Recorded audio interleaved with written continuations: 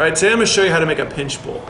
We do start off with an amount of clay that fits nicely in the palm of your two hands. Once you have that amount of clay, the amount of clay you need, you're going to start shaping it and making it into a ball.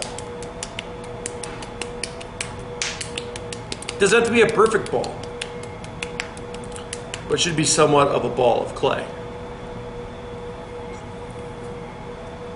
Once you have the ball of clay made, you're then going to plunge your thumb or your forefinger into the middle of this ball.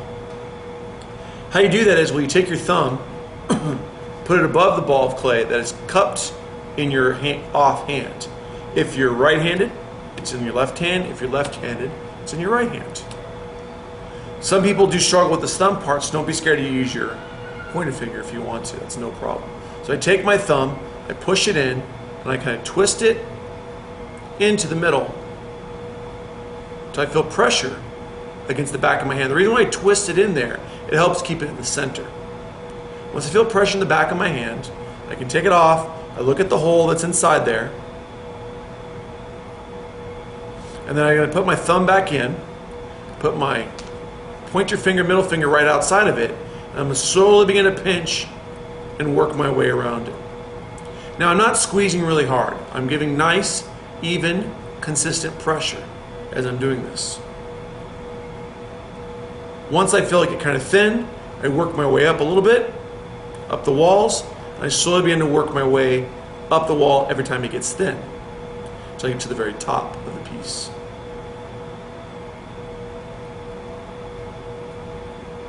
If I do it in the other hand, it looks like this. Hold it in my right, spin it this way. So I'm always spinning the bowl towards me. That's how I do it. I don't think it's any different if you spin it this way, but it's how I build up a rhythm while I'm pinching. If you have to take your time pinching, there's nothing wrong with that. You can go a little bit slower. Just make sure you're not squeezing really hard. If you squeeze super hard with the clay, it'll get way too thin and you'll pinch it out, which is not good. We don't want it to be this thin. You want to get a nice, even thickness. When I get to a point where I can get both my hands in there, go ahead and use both hands. I'm going to work the clay.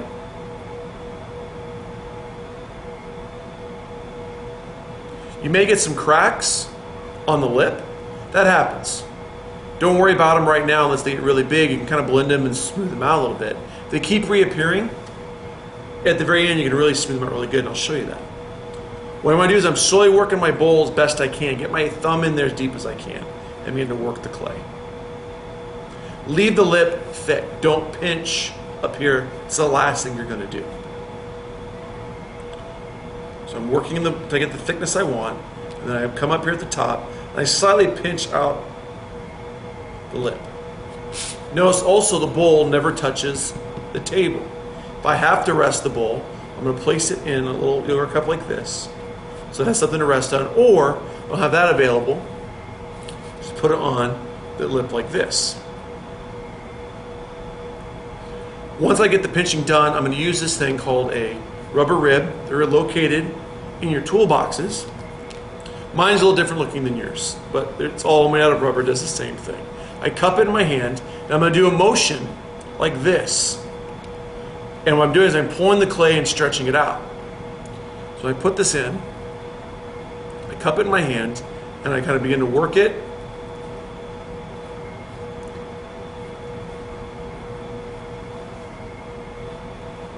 As I'm pulling like this towards the clay, I'll show you with the other hand. So if you have to with your left, same general idea. I keep it cupped in my hand, and it helps balloon it and make it a little more round circumference. We are making a bowl.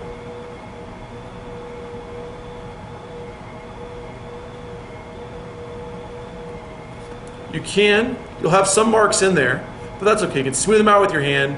Whatever you want to do, you can do that with them. But I don't mind having some marks show because it is a bowl that is handmade. I clean out the excess clay off my piece. If I want to, when the clay stiffens up a bit, or I can do it now, I very carefully, very lightly smooth the outside. I really don't worry about too much. I like showing some of the finger marks from the pinch bowl because this is something that is handmade.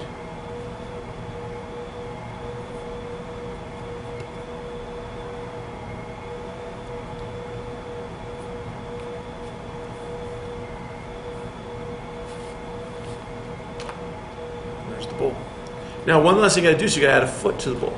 Take some more clay, and you're going to pinch it out, squeeze it in your hands. You want to make it like a snake. So just squeeze it in my hands, pinch it out, like you used to play with Play-Doh. Make it a snake, worm, whatever. Once I get the desired width I want it to be, where it's all nice and thinned out, I can roll it on the table. I use the tip of my fingers, the palm of my hand, to roll. And I work my way back and forth along this coil of clay. By doing this, what I'm doing is I'm rounding it out. Notice how I'm not going past the tip of my fingers. I have them kind of spread, kind of wide, and I'm rolling the clay out. I want to get the thickness of a pencil or a pen, 1/4 inch thickness. So I'm pretty close now. The thickness I want. Now I'm going to add it to the bottom of my bowl. What I want to do is, if I take the coil and just throw it on there, make a really big foot, I think it looks kind of awkward. It doesn't really fit the bowl shape at all, as you can see. It looks kind of weird. I want to make it a little bit smaller. So what I do, a good sized foot is here. What it does, it props the bowl up off the ground, and you're allowed to see that whole shape of that bowl in front of you. Now, right now it sticks because the clay is all wet. But to make it a permanent join, you're going to have to blend this foot to this bowl. How you do that is you use this thing called a serrated rib, and you're going to score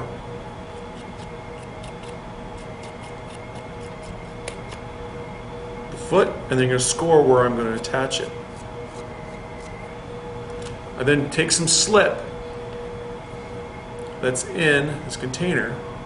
I apply it to the area where I'm going to join the foot. I'm also going to apply it to the foot itself and to the bowl. I press it on there really good. Then what I can do is I can take this wooden stick here. There's a bunch of them I have in my classroom. And they're not in your toolbox, you'll have to get them out from a corner of the room. And I can go along here and I can blend this foot onto the bowl.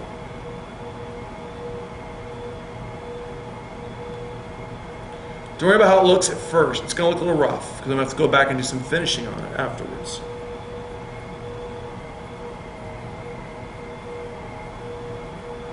Extra slip, it'll ooze out. Doesn't really matter. As long as you have a nice blended foot on there.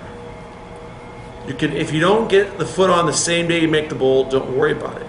You can always do that the next time we have class. And I do the same thing on the inside. Kind of blend it.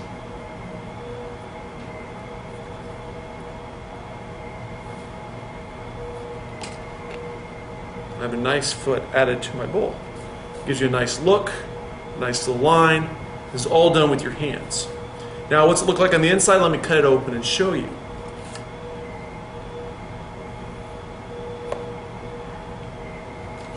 We're trying to get a bowl to be evenly consistent in thickness.